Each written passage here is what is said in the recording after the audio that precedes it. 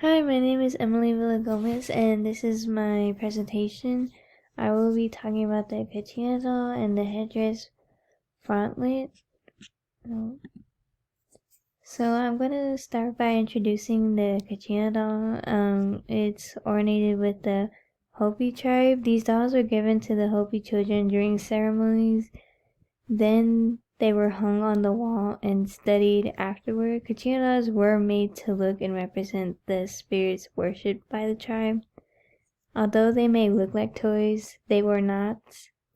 They were not allowed to play with these. These dolls are religious icons to celebrate and contemplate. Introducing the headdress frontlet.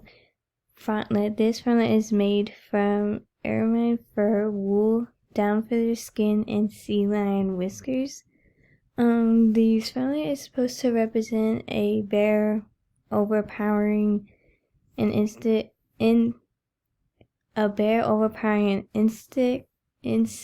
a segmental body and wings behind its head and relates to a specific family crest. Headdress frontlets are worn by a male or female chef during a dance to greet visitors to the village. Comparing these works, both objects are representing their cultures.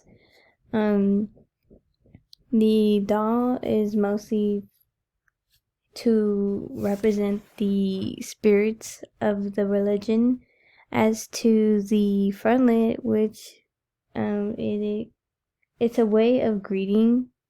These both take a form of some type of art by creating a doll or a headpiece.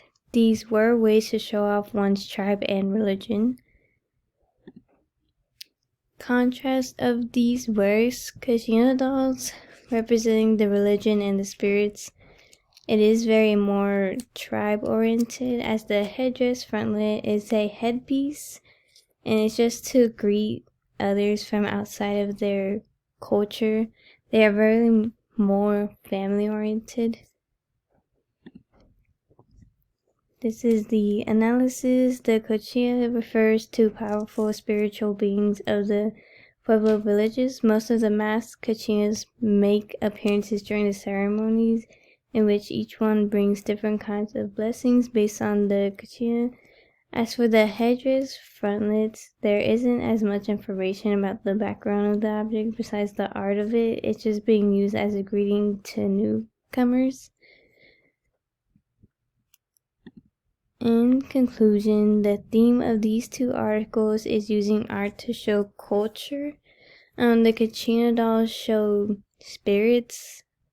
They believe to have spirits, and they would create these dolls that look similar to them. They each have different spiritual meanings.